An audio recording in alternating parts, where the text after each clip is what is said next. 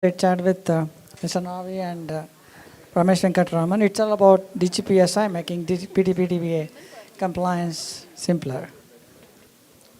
Very good evening, everyone. And I know after the last session, can I have, hello?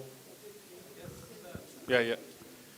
After the last sessions, right, I do not know whether you guys are scared or you are in a confused stage, right? Especially where is Professor Avinash? Wow, straight, right, that answers. But still, I would like to start with for all your concerns, if you have any clarifications, if you have any anxiety on whatever we discussed since yesterday, be with me. This is the material I'm talking about. Book by Mr. Navi, DGPSI. We are going to discuss more and more, probably next to 20 minutes. Now, that idea is that why this book and what is this framework is all about, how it's going to help you and me is the point here. I will not take much time that it's talking about digital governance and protection, right? It's talking about both protection as well as governance. Discussing about, little bit alarming, right? What will I do, right? So many laws, do I need to track what's happening across globe, right? Interesting data. 140 out of 194 countries, they have either enacted the law or in the process of enacting the law. So if you are going to be in that region, right, obviously you are bound to, because that law is not something like optional like ISOs, right? It is an obligation, it is mandatory. Otherwise, the last session they talked about two important bullets. One is liability, second is your reputational image, right? Liability, of course, it's being handled by different perspectives like cyber insurance too, etc. But what about your reputational image? So we need to be very careful about. 65% of the world population already got covered by privacy law. Interesting part, right? And I'll go to the first bullet. What we need to really worry about, three important bullets: collecting the data, using the data, and disclosing or sharing the data. That's all. You look at your PDPA Singapore, which I started with, it talks about collection, use, and disclosure, CUD, what we call. So you look at what Mr. Rajiv talked about. He set the tone in the morning, 29-100, the 11 privacy principles, right? You look at, I'm sure I can vouch for it, even though I have not gone through all the 140, probably 20 plus laws we had gone through, right? It covers all the 11 privacy principles. Quite interestingly, 71% of the countries with the legislation already in place, 9 countries with the draft legislation, 15 countries with no legislation. We need not worry about it. 5 countries we do not have the data. India? Sorry?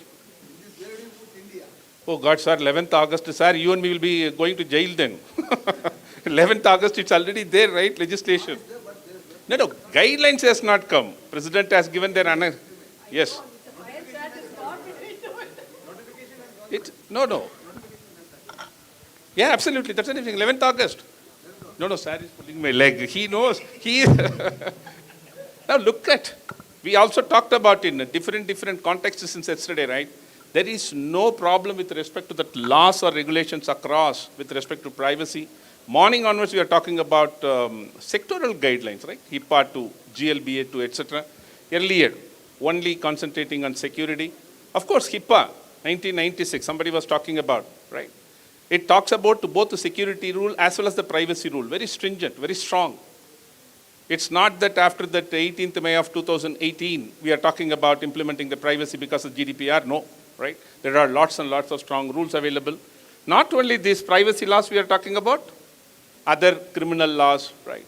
Even PDPA Germany, which is nothing but the GDPR of Germany, right? UK GDPR like, and Arabian countries not lagging behind. They have their very stringent law starting with Dubai to Muscat to etc. Right? Not even our Pakistan and Sri Lanka not spared. Even they do have. So you and me need to be very careful about it. Now I wanted to really bring your attention to this DGPSI, right? Not about these 140 laws. Now we have a strong ISO 27770 which talks about the privacy information management system, right? But the point here is that it is sitting on 27001. So if I had to go for 27701, I obviously need to implement 27001. That's the problem. And the latest one, Bureau of Indian Standards, right? Adequacy of organizational data governance and management practices. Beautifully, it comes out with 7 practice groups, which really talks about both governance and data management. And we have different frameworks. Even the previous session, I think he talked about NIST framework and EU Government Act, right? There is no problem. Special publications with respect to cybersecurity, privacy from NIST existing. We had talked about HIPAA, right, which is a sectoral guideline. Now, HIPAA is a self-compliance, right? You don't have a formal certification process per se. So where I'm going to go by implementing high trust, let's say, probably I'll be having the kind of confidence to assure myself, right? Otherwise, it's a self-compliance. Now, question is, if high trust is for HIPAA, to ensure that I'm adhering to HIPAA, what about my DPDPA? Who is going to help you and me to implement it? That is the point here I wanted to raise it. Do we have any kind of standard framework, right? 140 countries we talked about. Be with me, guys, right? This is exactly I wanted to say. For you and me, the solution is DGPSI, the framework, which really going to help you and me from the threat of, 4% of annual turnover or 20 million euros, right? From the GDPR perspective, each and every country has got its own liability penalty clause. So now, interestingly, as I said even yesterday, this is the slide, without the slide I was talking about yesterday, we have almost 36 requirements from the DPDPA compliance, right? Tomorrow you have to implement it in an organization. Very quickly, I just wanted to show you here. What do you mean by that? We have decoded the buyer. Can I click here? Yeah. Look at it. I'm just showing you, not 36 to bore you. The entire law of DPDPA, we have put it here. So you need to have, let's say, first of all, identifying the applicability. You need to identify the purpose in which you are talking about. You need to have a privacy notice, which talks about 22 languages, etc. So like this, if I start looking at all the chapter-wise requirements, there are totally around 36 requirements as part of my DPDPA. Now, how am I going to? Will this 27,001 would be helpful to me? Answer is no. Even though the 27,001 2022 standard talks about privacy, but it will not be adequately addressing your DPDPA. What about me with respect to 27701 with another additional 49 controls we are talking about? Will it help me? No, right? Because 27701 is focusing on GDPR requirement, not on India requirement. And what about my ITA 2000 or 2008, where we have 33 requirements, right? Because many of the provisions of even the current DPDPA is invoking the ITA rules.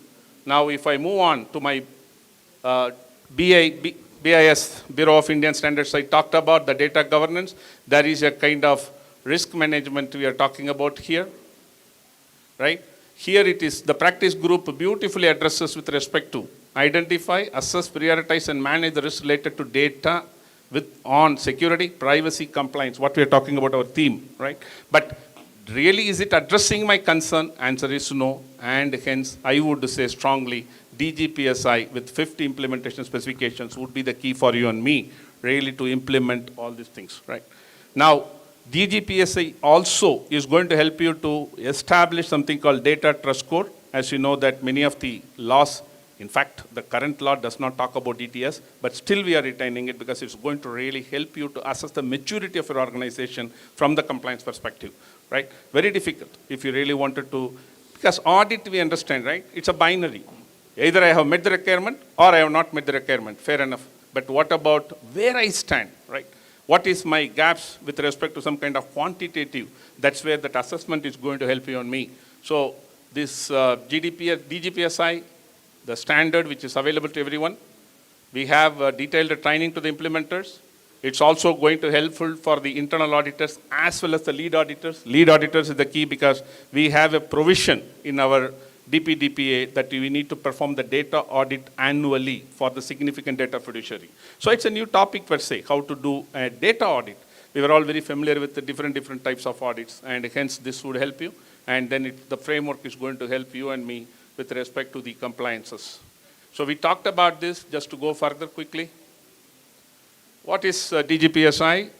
It encompasses the best principles of global frameworks, including GDPR. Be with me, right? We have done a detailed mapping so you can be confident of, and it's going to help you on needs of the data protection of the organizations in India and meant for multiple data protection laws and compliance, right?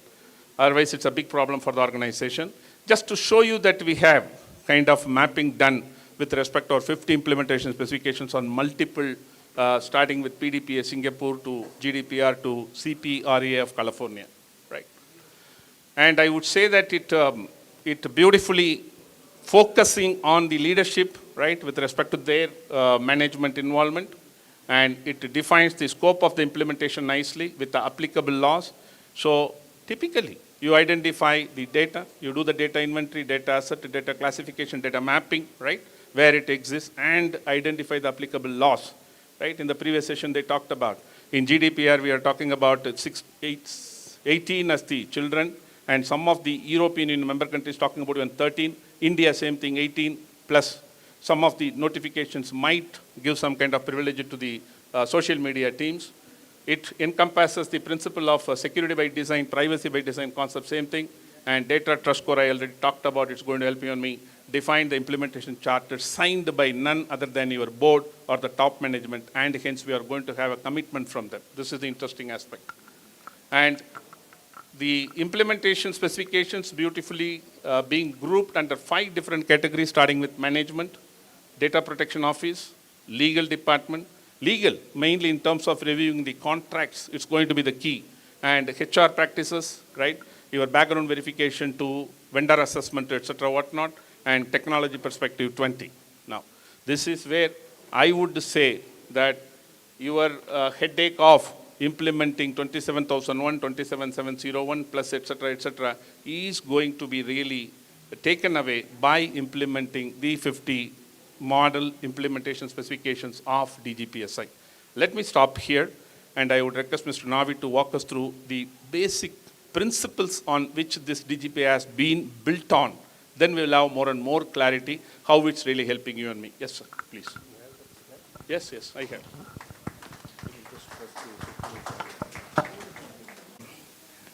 See, the law is here, so all of us need to find a way to be compliant with it. There is no discussion on should we be compliant, should we not be compliant.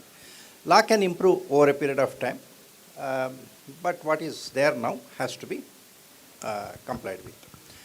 And another aspect I keep telling again and again is we don't have to wait for the rules, because this law is a due diligence under Information Technology Act 2000. So Information Technology Act 2000 is applicable as of today, and this has come as one more guidance under Information Technology Act. Somebody was asking about penalties. Information Technology Act has got penalties, which can be applied to a data breach of personal data. So Data Protection Board has not been given the responsibility to fix the liabilities related to the criminal aspects. But ITA 2000 is still there. So any breach which qualifies for Section 43 of Information Technology Act, 43 of Information Technology Act is very generic. If any reduction in the value of information residing inside a computer, reduction in the value of information, that qualifies for a Section 43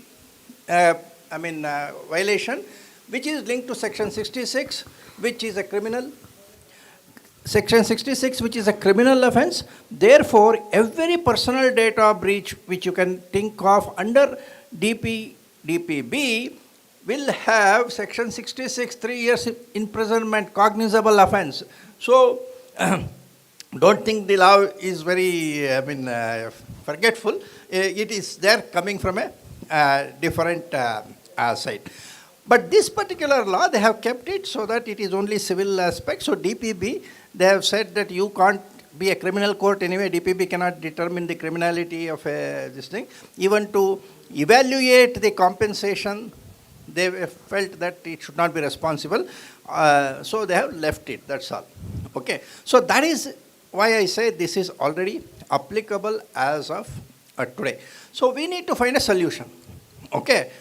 Now, what FDPP wanted to do was that we will not simply say that, okay, there is a law, there is something, you will have a problem. We have to give some guidance, whether it is a 100% perfect solution or less than that. Somebody has to take a step. That we have done. So this DGPSI is a framework for implementation, for certified audit, and assessment of maturity. All the three things. Why all the three things? Why can't there be one audit for this, one audit for this, one audit for this? Then you are only taking the companies into ride, okay? Give them 101 things, okay? It is not our intention to have three different certifications, make money in all the three kind of a thing. We have to simplify the compliance. Compliance without pain is what I feel is essential. If you make compliance too difficult, then people will find a way not to be compliant. They will find it easy to bribe the administration to escape the responsibility. They will not take efforts.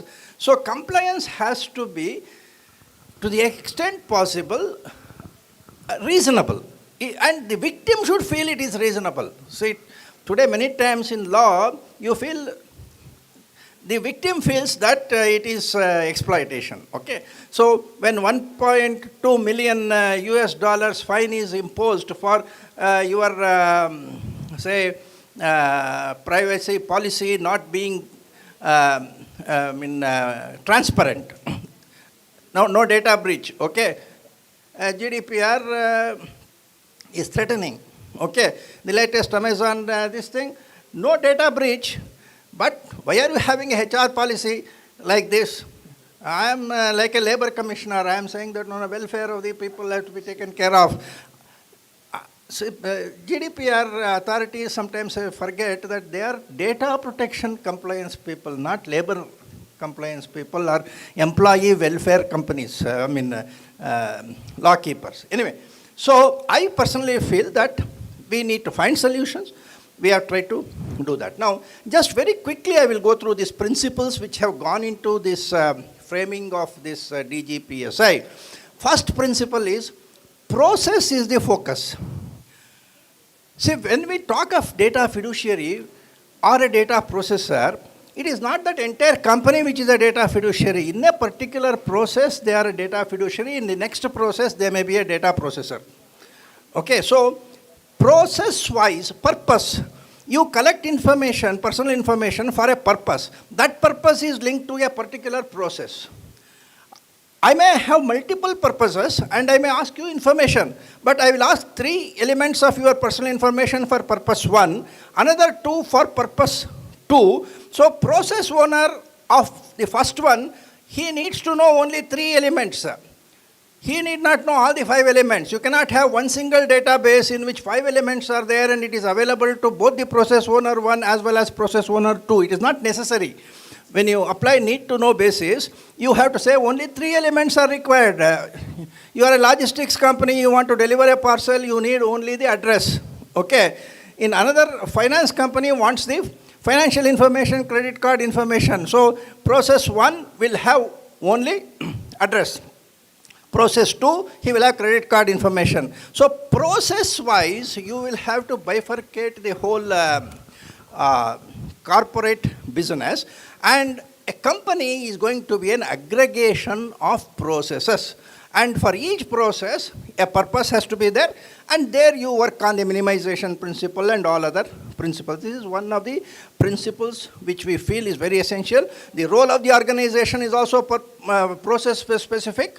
The purpose also is that data minimization, data retention, everything is process oriented. And it may be different. This is I don't know, most of you have experience in implementing GDPR and other things. I don't know whether you use a similar thing. We say this company is a data fiduciary. Somehow I am not convinced that company is a data fiduciary. Okay, when you say significant data fiduciary, company is a significant data fiduciary only because one process out of 20 processes which they are having may have, let us say, a sensitive nature. Then in HIPAA we have got this hybrid entity concept. Likewise, I want to say this process is a significant data fiduciary, not necessarily the rest of the things. If we adopt that approach, then it will be simplified. That is, the whole process will get simplified. And that is the concept which has been used in HIPAA to allow for hybrid entities. That is, if you have a business, part of which is PHI, part of which is not PHI, HIPAA implementation is required only for the PHI division, provided you have arm's length relationship between the two. Okay. Similar principle here, if one process is a significant data fiduciary process, rest of it is not, I want that we should be able to say, you put all your extra efforts only on this process. That is the key as far as that. Second one is classification. When we talk of classification, one of the things, earlier we used to say whether data is sensitive, not sensitive. Here there are other things also. For example, jurisdiction, that is the first thing. Data should first be bifurcated, whether it is GDPR data, whether it is DPDPA data. And put it differently in different buckets, apply DPDPA on one set, apply GDPR on another set. So if you classify the personal data based on the applicable jurisdiction, you have segregated your requirements into multiple 140 or whatever is the countries. You will not be applying GDPR on Indian data and Indian this thing on GDPR data. If you do that, there will be a problem. Like examples of this minors data and other things. Nomination is required for Indian data. If you don't do it in if you consider it as GDPR, you will not provide for nomination. So you need to actually segregate the data. That is why classification of data, first of all, personal data and non-personal data. Okay. Then within personal data, you may have to look at Indian data, etc. Okay, that is based on the applicability of various things. Then employee data and non-employee data you need to do, because there is a lot of difference between different laws. For example, Indian Data Protection Act uses legitimate use basis for the employee data. GDPR is very, very stringent. They think employee data has to be considered as par with the public. So there could be differences. So bifurcate minor and adult. In India, like minor, any individual for whom a legal guardian has been appointed, he is considered more or less similar to the minor. Okay, so that data set will have to be classified. So classification system needs to change. See, presently most of your classification system is based on ISO requirement, security basis. Here it is not security basis. It is a type of data for which a particular legal obligation is there. If that is requiring encryption, you will put encryption. If that requires anonymization, do it. So classification has to be looked at differently. So this is another key. Hybrid entity concept, we are not talking of an organization as one. We are trying to say that it is an aggregation of multiple kind of, say fiduciaries. Okay. So even sensitive processing will come within that. Distributed responsibility is another very important aspect which we have incorporated here. What we mean is every employee of an organization is a DPO within his area of operation. Why should a DPO sitting somewhere else should be responsible for one employee who is taking his laptop and going to Goa and from there he is doing a remote this thing? How can a DPO control that? It is not possible. So what is impossible has to be recognized. So we say that every employee has got a data domain. In that data domain, he is responsible. Okay. When it comes to the external authorities, the courts or DPP, there is a representative DPO. But internally, every employee should be able to take on this responsibility. And that is one of the principles. How do you implement it? Of course, is a plan you have to roll out. Okay. Then data has a monetary value, which we have discussed yesterday also. This is a concept which has to get into the mind of the whole organization. We are not dealing with inanimate object. There is a monetary value. Whatever its implications, we'll have to look at. We have also discussed the process. That data valuation standard of India is an attempt. I am not saying that all these are perfect solutions as of today. We want the industry to start debating on this. If you have got to modify any of these things, we are open to look at it. But at least we are thinking of that. measurability like this data trust score is also considered as an important requirement. See, unless you know where you stand, I feel you will not have a proper. Why do you need a speedometer in the car? You know how that you are under control or not under control, but still the speedometer has got its own value. So measurability means that your compliance measures some kind of a credit scoring like thing is there, like a CRISIL or something like that. 20 years back, there was no credit score for debentures and anything like that. Okay, then this CRISIL came and then ICRA came. Now it has become a standard feature which determines so many things. Likewise, this data trust score represents the quantitative estimate of the maturity of implementation. So if you say 35% is the passing marks, some student has got 50, some student has got 70. Should we not do that? Otherwise, we will be only going for pass and fail. Only 2 grades are required. We feel that this is required. This is also helpful for management. You can have a dashboard, and from the dashboard, you can monitor that. Critics of the company are whistleblowers. So why I say this, many times we are coming to some HR policy issues also. So whistleblower system is normally limited to our employees. Okay, we want it to be extended even to public. Your bug bounty program is also a kind of a whistleblowing. So I feel that every company which actually exposes a software to the public should have a bug bounty program. So if you don't have it, what we may say in our evaluation is, okay, you will get 1 point lower. Okay, I'm not saying that you will be non-compliant and you will be thrown off kind of a thing. In DTS, it will get this thing. So I'm just saying these are some of the new concepts. Top management responsibility is important. I want the top management to sign off an implementation charter. Don't leave everything to the DPO. DPO is all said and done, is an employee. Okay. Board has to take the responsibility for compliance or even absorbing the risk. In certain cases, they may say, you come up with a risk assessment, 10 points to be there. I am the CEO, board promoter. I will say, I will not have this 2 or 3. I will absorb that risk. When it comes, I will do it. Doesn't matter. But don't make DPO responsible for that. Okay, just convince the DPO, no, we don't have money, we will not do this. And leave all the responsibilities to the DPO. Tomorrow, if there is a legal issue, you dump him. That is not correct. So we need to have this responsibility put in place. Business level implementation, what we mean to say is, the marketing manager who goes and signs a business, he should think of data protection requirements when he is signing the business contract. He cannot say, I have already signed a contract, you find a being compliant. Or he will come back and tell the CFO, I have already agreed. Now CFO says, no, these people will want another 1% extra. He said, no, I have already agreed.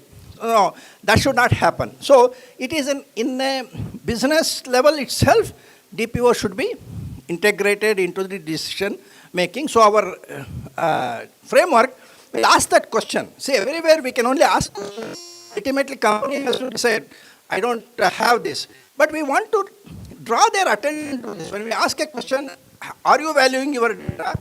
He may say, no, I am not valuing your data. But at least that will be in the back of your mind. Okay. And that extends to buying of hardware, software, background check, all those things. Okay. Documentation, of course, has to be there. And then security. Under security, we are talking of personal data. All your concepts of ISO, we are trying to put in this. Okay. We are not saying that ISO is not applicable here.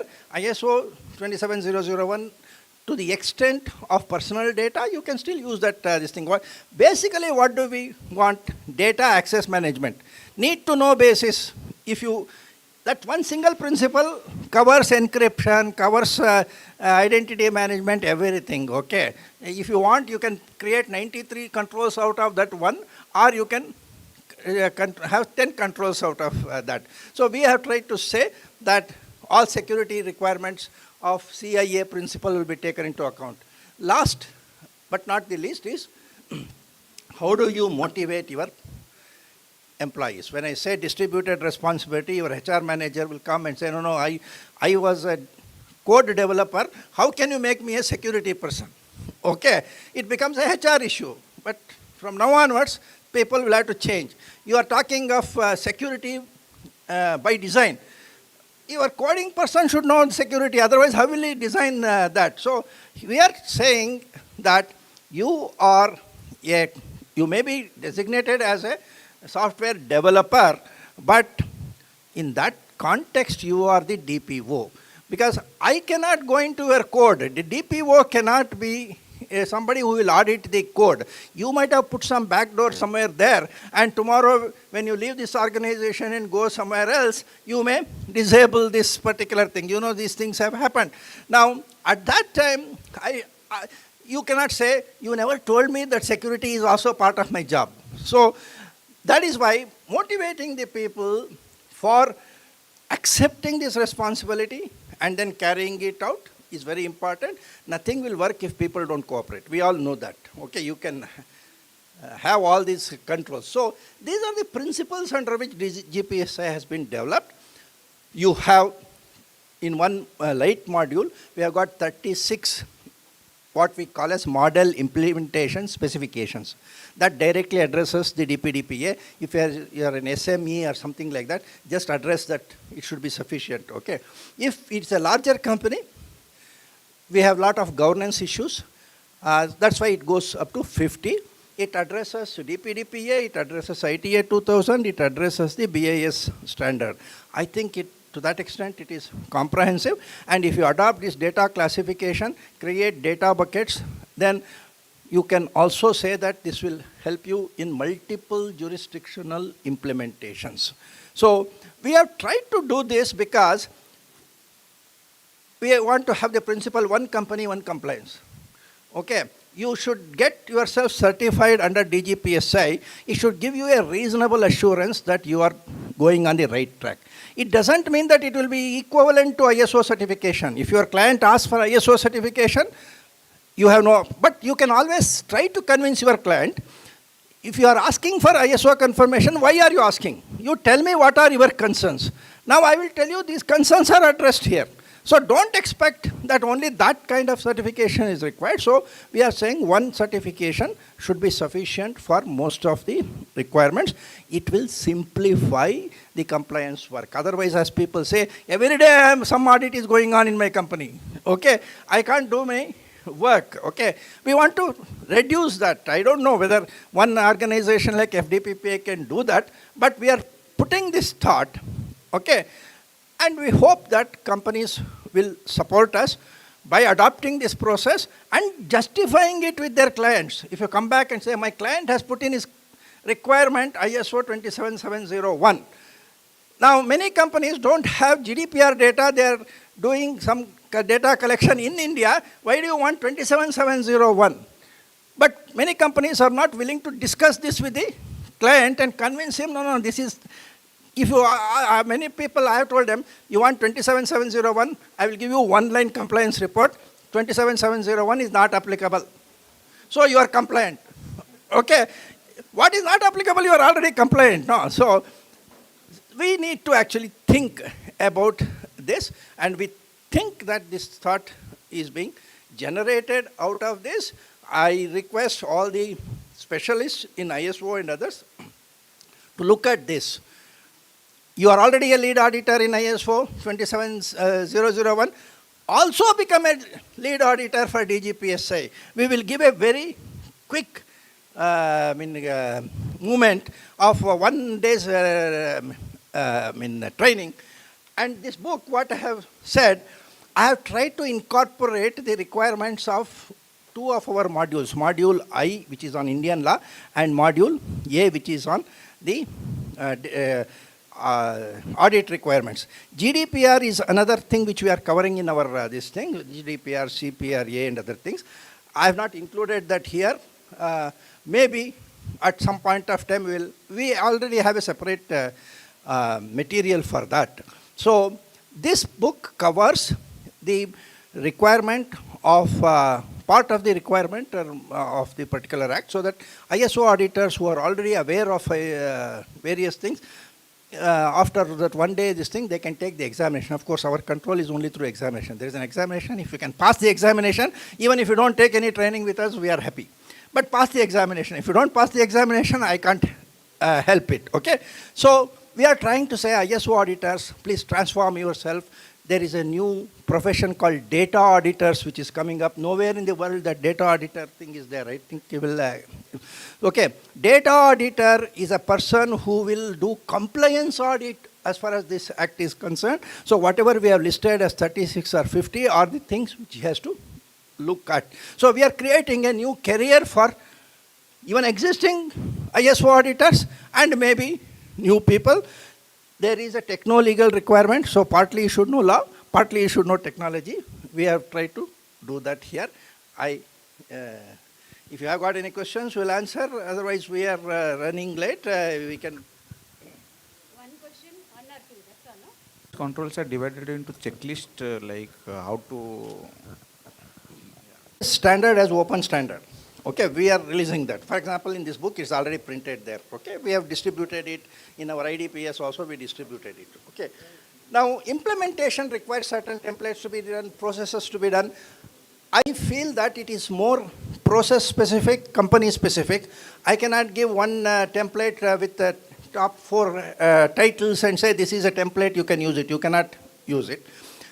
So that we have not done here. We leave it to the consultant to develop. Okay. No, we are trying to reduce the standards. Please tell me, look at my concern. I can, for example, we have introduced web DTS. I can make that as DGPSI 101 or something like that. Then another thing, email security, we can do. But I don't think we should create multiple standards. It will make it more difficult. Okay. When I say data has to be secured, whether the data is in my server or in the cloud, data security, one model implementation specification should apply for both. Your company has no cloud security, so you will look at only in-premise security. His company has got cloud, he will look at both. Why should I say one standard for cloud, one standard for this? Ultimately, everything is need-to-know basis. Don't let anybody who does not have a need to know, access this thing, give access to them. For that, if you use password, for that you use digital signature, for that you use whatever tools you do it. That is how we have approached. Detailing will come at implementation stage. Even though many people are asking me, why don't you create a toolkit? Okay. Even Ramesh wants a toolkit to be developed. We can develop a toolkit for one single company. That is, if I am auditing one X company, for X company I can do that and then redact all the names and then say this is the model toolkit, but that still will be specific to that particular this thing. A digital marketing company toolkit, you cannot use it for a software development company. You understand that? So I feel that instead of a toolkit approach, principle-based understanding, you can develop the toolkit for your company. That's what I want auditors, these accredited auditors to do. We don't want accredited auditors to be checklist kind of a thing. At least understand that one sentence and try to interpret it in that particular situation. That is our approach. That is where we stand today. But it is not difficult to develop a toolkit, because if I am auditing, I need a toolkit, so I would have prepared it. Same thing, I can release it, but it will be very specific to a particular context. Yeah. Any other question? Are we good? How do we get audited? Okay. So in FDPPA, what we have done is we have created supporting members. For example, Subraidu's company or ClickStart, they are all originally ISO SOC 2 auditors with their own reputation. We actually have converted them to also do audit under DGPSI. So whenever an audit requirement is there, a consortium of our people will bid for that, and their people will do the audit based on this particular framework. Wherever necessary, I may be involved also. Otherwise, they may do it on their own. The audit will go through the same process of doing a gap analysis, and then you will implement it and we will review it. Okay. The framework is this one. And we are today ready with at least one or two of these people. We have actually created more than 20 C.dpo.da auditors. Okay, that is the certification program. They are supposed to use at least one certified person in their audit team. Otherwise, they are business people. Okay, if I have got a certification, I cannot do business. I am not capable of doing business. If somebody gets the business, I can execute it. So, lead auditors are there, plus audit with the credentials are also there. Supporting, we have got 23 members. Out of the 23 members, some of them have come to the DGPSI framework. They will be doing the audit. Okay. Okay. It is at the organization level they will do that using a certified DPO, and we have a system which we are not going to explain here, that their DTS will also be reported to FDPPI, and we will have a record of what went on, kind of a thing, okay, at the back end. In the unlikely event of a client not being completely happy with the audit, we have a system of doing a re-audit also. So because our audit will not be completed without a feedback from the client. Client feedback is also part of our certification process. So All done? Other details in a different forum we can do that, yeah. Okay, so a lot of organizations have implemented endpoint security tools, which are nothing but data security tools to monitor and control all the how our employees are sharing out the data, particularly organizational data. To what extent this is ethical when we are controlling each and every activity of an employee? Second part of the question is there a law which is going to come for the protection of employee in from a perspective where an employer is controlling each and every data and it is actually monitoring each and every aspect? To what extent it will just protect the privacy and its violation of privacy? Yeah. See, an organization has got multiple objectives, okay? Today you are an employee. Assume that you are the startup promoter, okay? You have to change your perspective, no? Okay. So what Indian law has done is, what is right to privacy? Right to privacy is protecting your choice of how your personal data can be collected and used. That is why consent is the mandatory requirement here, okay? And that consent has to be not a misleading consent, it has to be a informed consent. So language thing is there, consent manager. Why consent manager is there? Because he can explain to you, okay? You can have a consent manager. Tomorrow, I don't know whether there can be a specialized consent manager who knows about HR policies of all the companies. I specialize in, let us say, as a consent manager for HR. Okay, like it becomes a sectoral this thing. So the law says that you should have a notice, 22 languages, use a consent manager. Try to make it as easy as possible for the data principal to understand what is happening in the processing. After that, if you have given the consent, then that is what we can do. In fact, we say that even data monetization is not an untouchable thing for us. See, if you say that no company can make money out of personal data, then there will be no companies at all. There will be no jobs at all. Google will close down, Meta will close down, everybody will close down because there is a monetization. The question is whether monetization is being done surreptitiously without telling me, without perhaps giving me a fair share of that reward. Okay, you are giving me some service. That service is worth 5 rupees, but you are taking 100 rupees data from me. That is not perhaps acceptable. Maybe 5%, maybe even okay. But there should be that relationship. Okay, you cannot give me 1 paisa and take 100 rupee data. So this has to happen in a consent format. If it happens, I feel that the industry should be accommodated into a data monetization situation also. This is my personal principle. So don't simply say that, as an employee, I don't want. See, you are, as an employee, company is going to share with you so much of confidential information about the company. Their future business details are shared with you. Their IP is with you. Now, in return, if they expect that you should have an ethical way of working, I would like to know whether you are moonlighting with some other company or you are perhaps an agent of another company. I want to do surveillance. Okay, it all boils down to that. I think we have to be reasonable.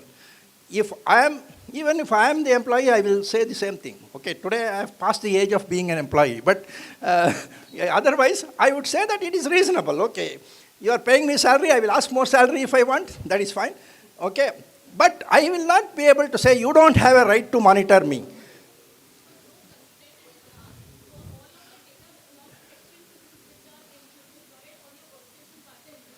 No, consent has to be taken. Purpose-oriented declaration has to be done. That is something which needs to be accommodated. I think that's the Thank part of you. the terms and condition you sign in a company when you are coming in, ma'am. Whenever you are joining a company, you sign that terms and condition. That's where you are writing saying, I am actually hereby consenting that my activities can be monitored. I am ready to be posted anywhere internationally. I am ready to be, it's there in the part of the offer. We never read it, yes? Yes, it's part of the contractual, you have signed it. So you can't now say that I haven't been given a consent. Why are they monitoring? They have a 100% right to monitor you. All the time. See, And we are recording. conducting awareness programs as in-house company trainings also. So if it's required, we are willing to look at that. We are actually trying to reach out to at least 1,000 CIOs in the next 3-4 months across India and conduct one-day training program. We have already started with Pune. We are going to Bombay and Ahmedabad.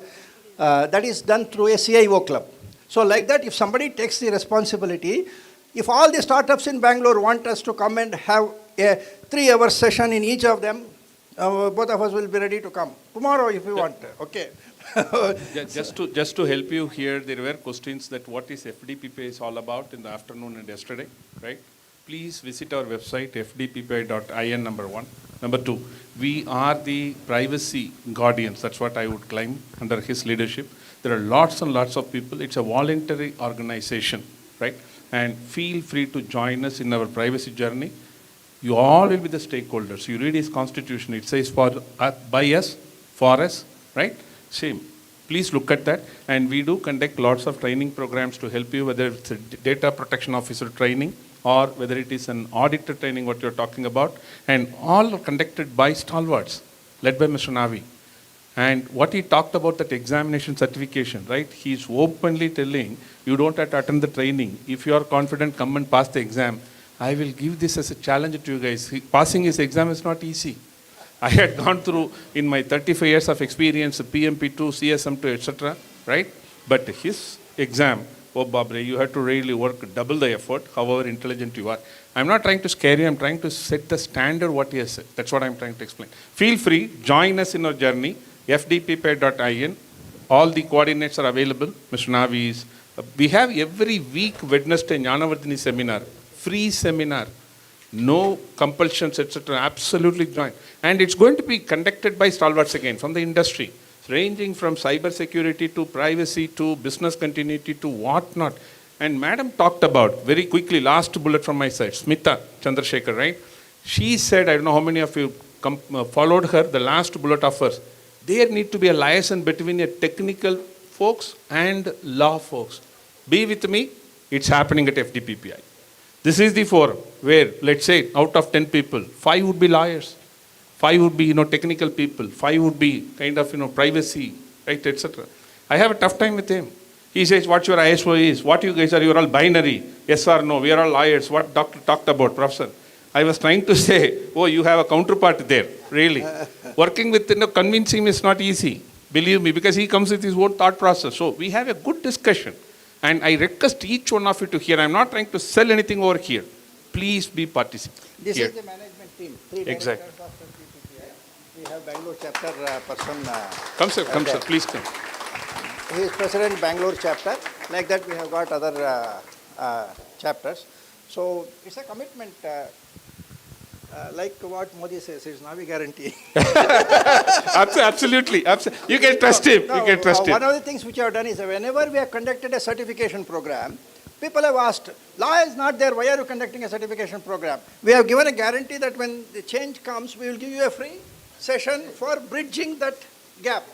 So that way we started doing this certification from 2020, when the first 2019 version was there. Every time we have bridged their gaps.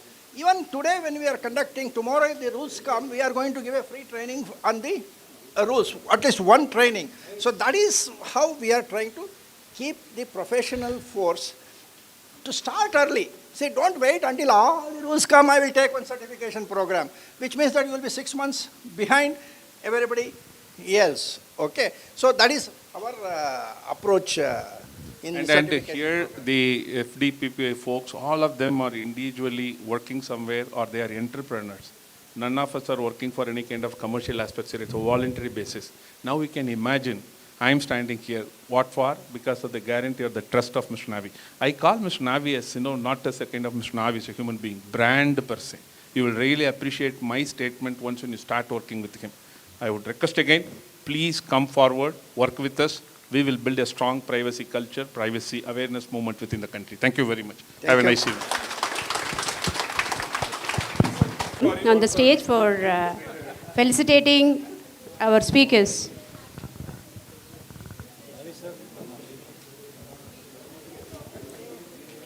Dr. Navi.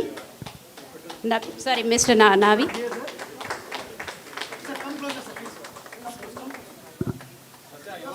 Madam, come. Sir, you also. Sir, please come. Come, sir, come. So all of you here? Yes. One more. Thank you. Ramesh, sir. One more for Ramesh. So it's a different one, Ramesh. I know. Name is different. So one bigger.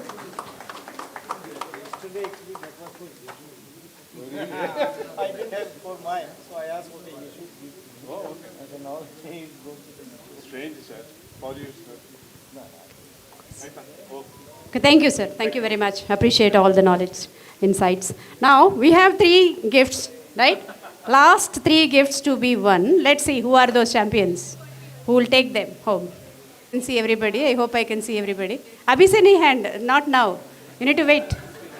Let the question come. Question 1 here. See, I am short-sighted or long-sighted, whatever. Okay, I've seen already a hand there. Huh? Sir. Streamline and simplify the compliance process for organization. It is the main thing sir said, so I felt this is the right answer. Bhavana.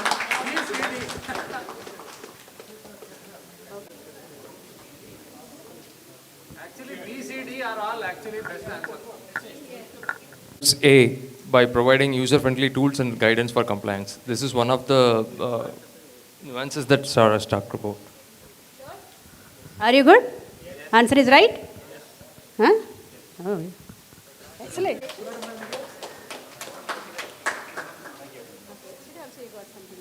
Okay, one more. So which means you need to stand up, not just hands on. Huh? And you need to give a complete answer. Otherwise, whoever gives the best answer and everybody votes will get. Okay. What is the recent policy and compliance law which came in US? It's a California privacy law. CCPA was there already, which they have evolved with a cookie consent and additional controls on non-disclosure and additional things. That's the new emerging law, and they had additional controls on top of GDPR, what we have. Prepared answer.